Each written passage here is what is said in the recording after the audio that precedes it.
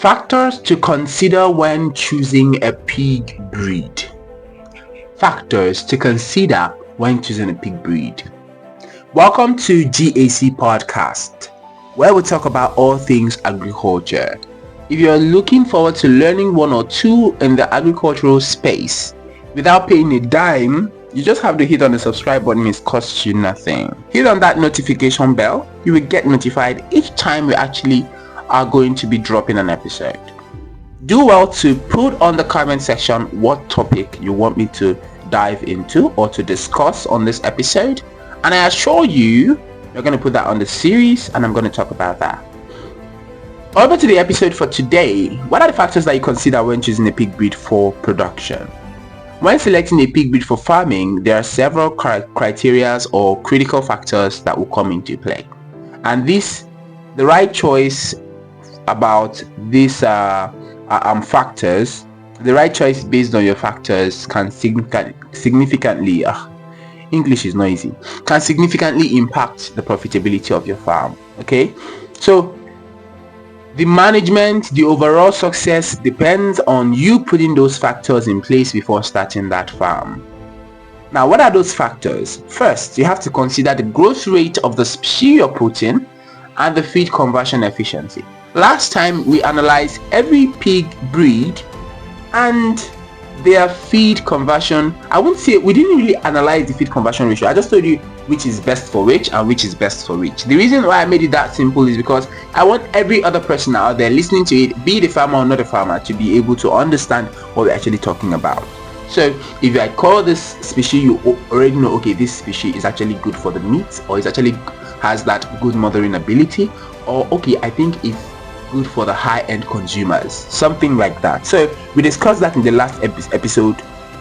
If you really did not get that, go back and listen to the previous episode before this. Okay, so growth rate and feed efficiency, that is one of the most important things to consider, because at the end of it we are all looking to get quality meat to expand the farm, or to have that high bulky pork that have the juicy tenderous type of taste and feel to sell to the market.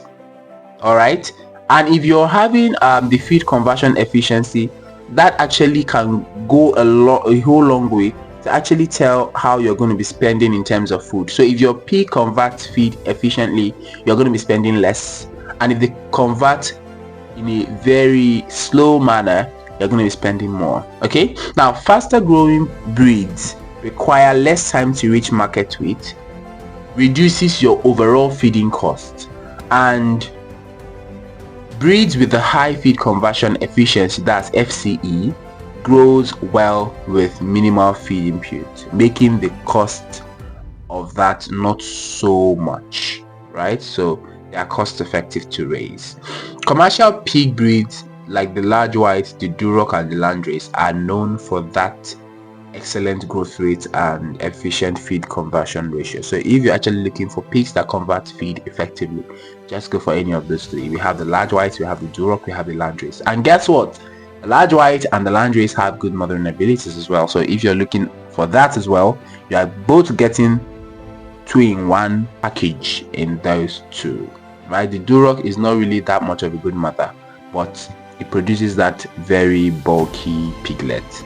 And if your large white farrows today and your Duroc farrows in a week time, I bet you give that Duroc piglet 5 days, they will grow 2 times the size of your large white or your Landrace piglets.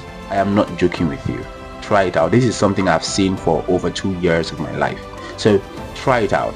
If you have Duroc that is about 5 days old, it will look as though it is bigger. In fact, it will look bigger, not even as though. You will think it's older by 2 times the size of the large white or the Landrace. Okay, so let's get on with what we're talking about. Another point you need to consider when actually starting your pig farm is the meat quality and market demand. Yes, at the end of it, we are all looking forward to getting to the market. If you're producing pig and nobody is buying it, my dear, you would not have interest in that pig production over time, because you will ask yourself, what is the essence of feeding these things when I know I'm not making money from them? And it's that market that gives you that money you're looking for. It's either they are buying the meat from you or they are buying your piglets. And I prefer you just do it for the meat. That's where the money is.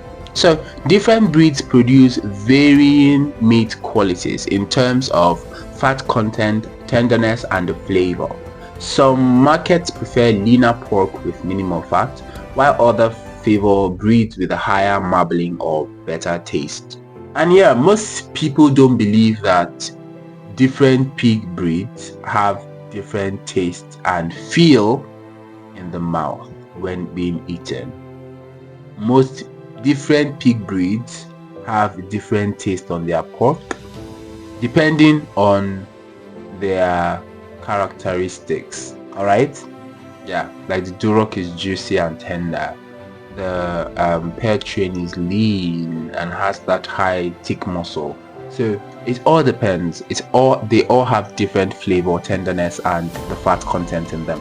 So now the Duroc pigs have excellent marbling, making their meat tender and flavorful. The Berkshire pigs are valued for the rich taste and fine textured meat. The Percheron, did I mix that up? So the Berkshire pigs are valued for their rich taste and fine textured meat, while the Percheron pigs have very lean meat, which is ideal for the market that prioritize low fat pork. Now, when you understand your local market preferences and the market trends, it is really crucial in choosing the right pig breed. Let's go over to the next subtopic or the next point, which is adaptability and hardiness. Yes, this is very important because knowing your environment and knowing the stressors in your environment will help you pick the right breed. If not, you're going to be having mortality.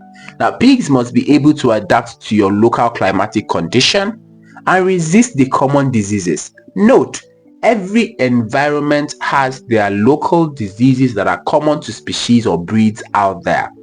You're dealing with poultry, you're obviously going to be having either in that environment what is dominant is coccidiosis, or you are having Newcastle as a dominant disease, or you are having fowlpox as a dominant disease in that environment. Same with pig.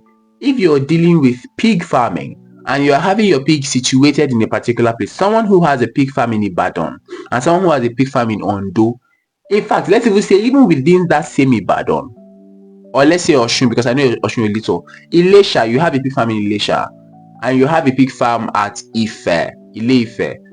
I'm telling you the truth, the local diseases that you're going to be having in Ile-Ife is different from what you're going to be having in Ilesha.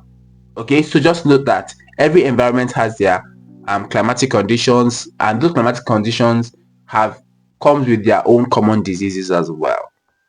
Some breeds thrive better in hot, humid environment, while the others perform well in cooler regions. Hardier breeds such as the Tamworth or indigenous local breeds that we have require less intensive management and veterinary care. But when you're dealing with the Landrace, the large white, the Percheron, the Berkshire, please make proper preparation.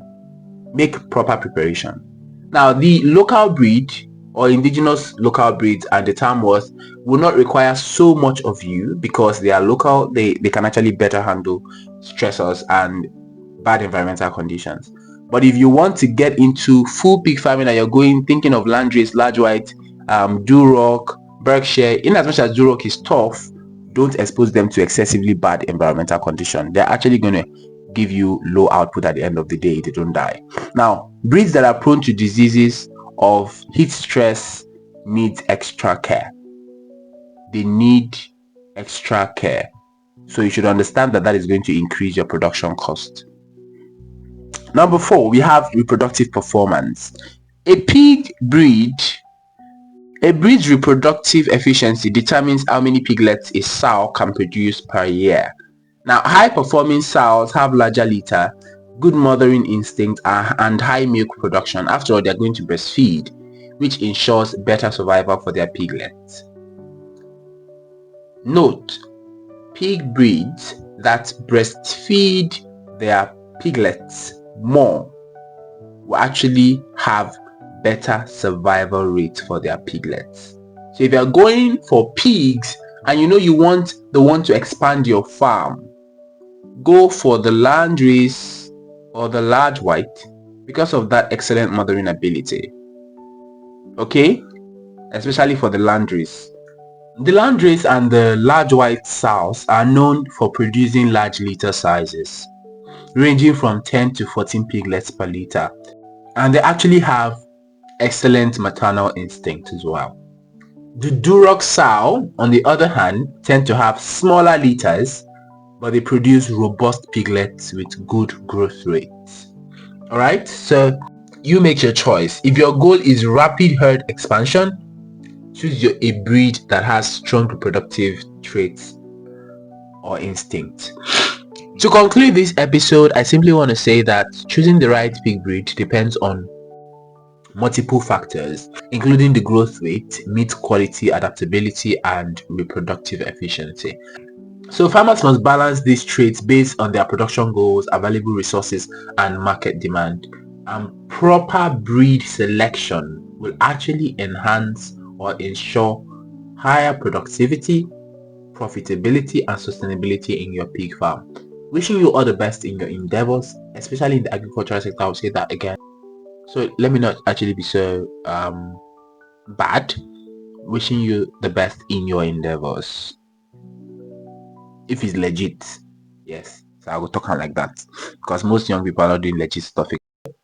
That's just it for this episode. Thank you so much for listening to the show, and yes, drop in the comment section what other topic would you want me to discuss in the next series. Remember, this series is all for pig farmers, so if you're a pig farmer, tell a pig farmer like you, or if you are not a pig farmer and you have interest, call another pig farming enthusiast to come and listen. Gather here because we are dishing out words of wisdom, knowledge to help you channel that pig farm effectively. All right, thank you so much for listening once more. Enjoy the rest of your day, week, month, and year.